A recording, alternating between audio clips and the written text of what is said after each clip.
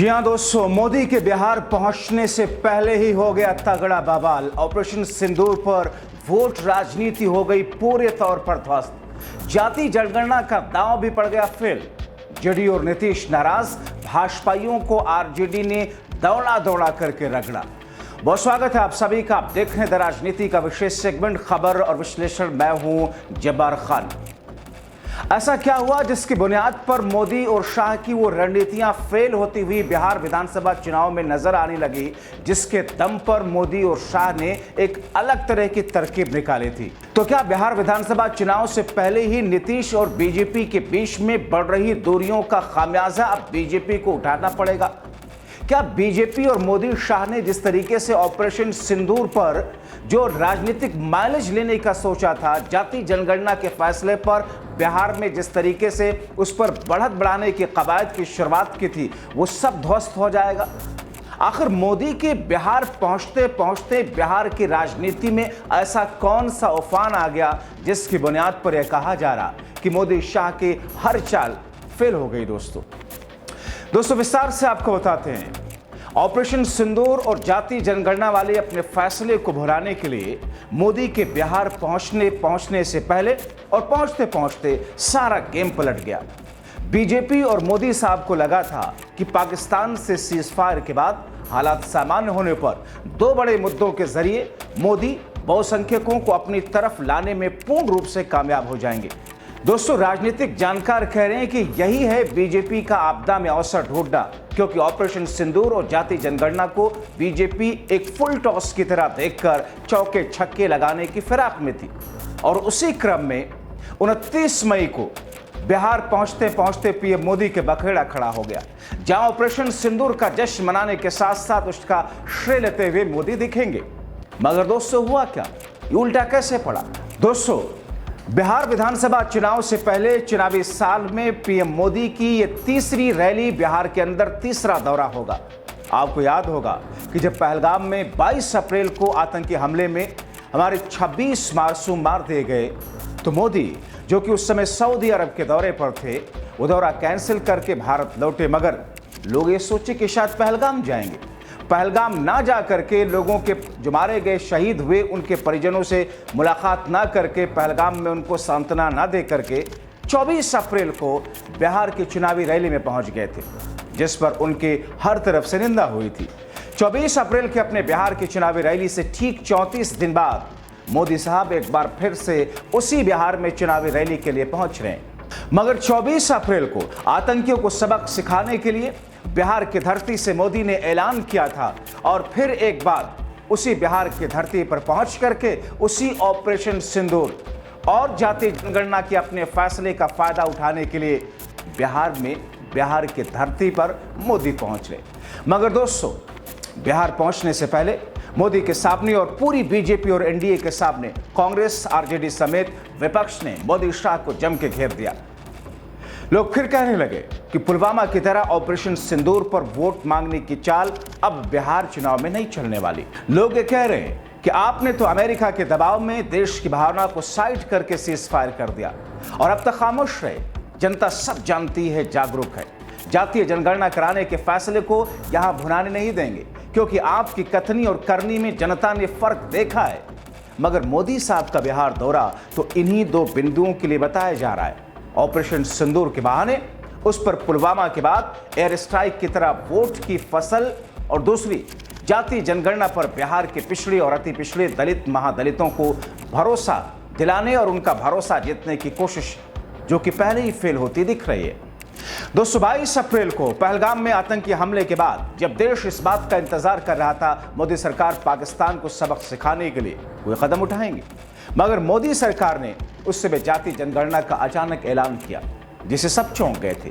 लोगों ने पूछा कि साहब ये कौन सा समय है राजनीतिक चुनावी फैसले का, जब देश में मातम हो, 26 लोगों को आतंकियों ने मौत के घाट उतारा हो, और दूसरा ये कि साहब आप और पूरी बीजेपी और संघ तो जाति जनगणना का घोर विरोध करती रही है। आप इसे घोर पाप बताते आए हैं। मोदी, शाह, योगी, संघ हर कोई इसे हिंदुओं को बांटने वाला बताता आया। यहां तक कि आप ही के मंत्री नितिन गडकरी तो यहां तक कहते आए कि जो करेगा जाति की बात उसे मारूंगा जोर से लात। और अब अचानक बिना किसी विचार विमर्श के आपने जाति जनगणना कराने का अचानक ऐसा फैसला क्यों लिया? यानी कि जो बीजेपी जाति जनगणना से चिढ़ती थी, यहां तक कि बिहार में नीतीश तेजस्वी की सरकार ने जब जातीय सर्वे कराया तो यही मोदी साहब है उसे घोर पाप बताने लगे थे। मगर दोस्तों, आपको बताएं कि राजनीतिक चुनाव वोट क्या कुछ ना कराए। 2024 के लोकसभा चुनाव के बाद जाति जनगणना को लेकर बीजेपी का रुख बदलने लगा था। दरअसल 2019 में 303 सीटें जीतने वाली बीजेपी 2024 में घटकर 240 सीटों पर आ गई। इसके पीछे जाति जनगणना और संविधान के मुद्दे पर प्रमुख कारण इसे माना गया, खासकर उत्तर भारत के राज्यों में जहां बीजेपी लगभग अपराजय बन गई थी। बीजेपी के नेतृत्व वाले एनडीए को बिहार में ही 219 के मुकाबले 9 सीटों का नुकसान उठाना पड़ा था। दोस्तों, अब बीजेपी को लगने लगा कि इस बार यानी कि 2025 में बिहार विधानसभा के चुनाव में इस मुद्दे का फायदा बीजेपी उठा सकती है, क्योंकि केंद्र सरकार के फैसले से पहले वहां पर नीतीश कुमार सरकार ने जाति सर्वेक्षण कराया था। उस सर्वे में पता चला कि अति पिछड़ा वर्ग बिहार का सबसे बड़ा जातीय समूह है। बीजेपी और नीतीश कुमार की जेडीयू इस अति पिछड़ा वर्ग को पिछले काफी समय से लुभाने की कोशिश में। मखाना बोर्ड का गठन भी इसी दिशा में उठाया गया, क्योंकि मखाने की खेती के लिए मल्ला जैसे अति पिछड़ी जातियों को लोग बड़ी संख्या में उससे जुड़े हुए हैं। दोस्तों, पहलगाम आतंकी हमले के ठीक बाद केंद्र की नरेंद्र मोदी सरकार का जाति जनगणना का राजनीतिक तौर पर बहुत बड़ा फैसला था। यह एक ऐसा मुद्दा था जिसकी मांग विपक्षी दल पिछले काफी समय से कर रहे थे। राहुल गांधी, कांग्रेस समेत पूरा विपक्ष इस मुद्दे को पिछले कुछ सालों से तेजी से उठाता आ रहा था, जिस पर मोदी शाह घिरे थे। यह चुनावी मुद्दा भी बना। सामाजिक न्याय की लड़ाई लड़ रहे राजनीतिक दलों और कांग्रेस ने इस मुद्दे को लेकर सड़क से संसद तक संघर्ष किया। कई लोग मानते हैं कि सरकार ने जाति जनगणना कराने का फैसला करके विपक्ष की राजनीति को कुंद करने की एक कोशिश की। राजनीतिक जानकार मानते हैं कि ये मोदी सरकार और बीजेपी की बड़ी गलतफहमी है, क्योंकि देश की जनता इतनी बेवकूफ नहीं है। वो जानती और समझती है। उसे याद है कि कैसे इसे और इस मुद्दे पर राहुल, कांग्रेस समेत पूरा विपक्ष इसकी मांग करता आ रहा था, मगर मोदी समेत पूरा बीजेपी कुनबा इसका विरोध करता आ रहा था। तो फिर एक बार एक ऐसी स्थिति जो कि बिहार विधानसभा चुनाव 2025 में इकलौता राज्य जहां पर चुनाव, और इस बीच में प्रधानमंत्री नरेंद्र मोदी का लगातार 3 बार बिहार का दौरा करना, मगर 29 मई को बिहार पहुंचते पहुंचते मोदी को यह लगा था कि शायद बिहार की राजनीति में ऑपरेशन सिंदूर के उस राजनीतिक माइलेज वाले तड़के के जरिए ऑपरेशन सिंदूर पर जश्न और घर घर में सिंदूर भेज करके सियासी फायदा जो बीजेपी उठा सकती है। मगर ये बिहार है दोस्तों। बिहार की जनता के बारे में कहा जाता है कि चाय की टपरी पर बैठ करके चाय की चुस्कियां लेते हुए गपशप करते बिहार के तमाम कैटेगरी के लोग, चाहे वो मजदूर क्लास हो, रिक्शा चालक हो या कोई और बड़ा उच्च वर्ग से जुड़ा हुआ शख्स हो,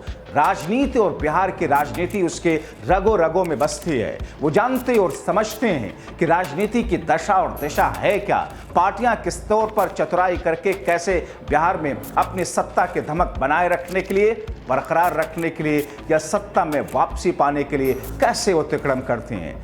बिहार के राजनीतिक जानकार, बहुत सारे लोगों से मैंने बात करने के समझने की कोशिश की। लोगों का मानना है कि बिहार में ऑपरेशन सिंदूर का राजनीतिक फायदा मोदी जिसे उठाना चाहते हैं, बिहार की जनता उठाने नहीं देगी।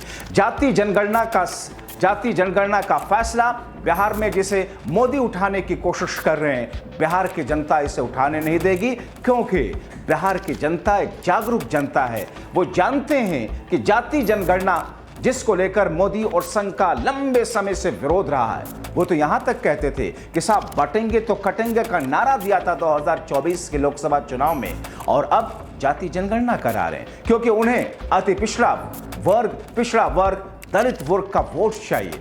और राजनीतिक तौर पर संदेश देने की कोशिश से सिर्फ काम नहीं चलता। आप कितने वर्षों से बिहार की राजनीति में सत्ता पर बैठे हैं, मगर आपने उनके लिए क्या किया है। इसी तरीके से ऑपरेशन सिंदूर माइलेज मिलता है इसका बीजेपी को, मगर लोगों में ये भावना जागी कि जब देश की सेना पराक्रम दिखाते हुए पाकिस्तान में घुस करके मार रही थी, उसी वक्त मोदी ने दबाव में आकर, अमेरिका के दबाव में आकर सीज फायर कर लिया। और लोग सोचते हैं 1971 में उस वक्त इंदिरा गांधी ने किसी दबाव को भी अपने ऊपर हावी नहीं होने दिया था, जबकि अमेरिका ने अपना 7वां बेड़ा उतार दिया था। बावजूद इसके पाकिस्तान के घर में घुसकर 2 टुकड़े किया था इंदिरा गांधी ने। और 2025 में जब पाकिस्तान के घर में सेना घुसी हुई थी नए टेक्नोलॉजी के माध्यम से, तो मोदी ने कदम वापस ले लिए। इसलिए बिहार पहुंचते पहुंचते प्रधानमंत्री नरेंद्र मोदी के सारे प्लान फेल चौपट नजर आ रहे हैं। और ऐसे में नीतीश की अपनी जो नाराजगियां चली आ रही हैं, जिस तरीके से आपने देखा दिल्ली में नीति आयोग की बैठक में शामिल ना होना, एनडीए की बैठक में मोदी और नीतीश के बीच की बहस, और इस बीच में जदयू और नीतीश नाराज मोदी और बीजेपी से। आरजेडी के सामने जब बीजेपी और भाजपाई समर्थकों ने कुछ थेथराई करने की कोशिश की, कहा ऐसा गया, आरजेडी ने उसे दौड़ा लिया। ऐसी स्थिति को लेकर के आप क्या कहना चाहेंगे? इन तमाम स्थितियों परिस्थितियों में ऑपरेशन सिंदूर का माइलेज जातीय जनगणना का फायदा उठाने में फेल होते नजर आ रहे मोदी। अंत तक वीडियो देखने के लिए आप सभी का बहुत शुक्रिया। अपनी राय जरूर दें।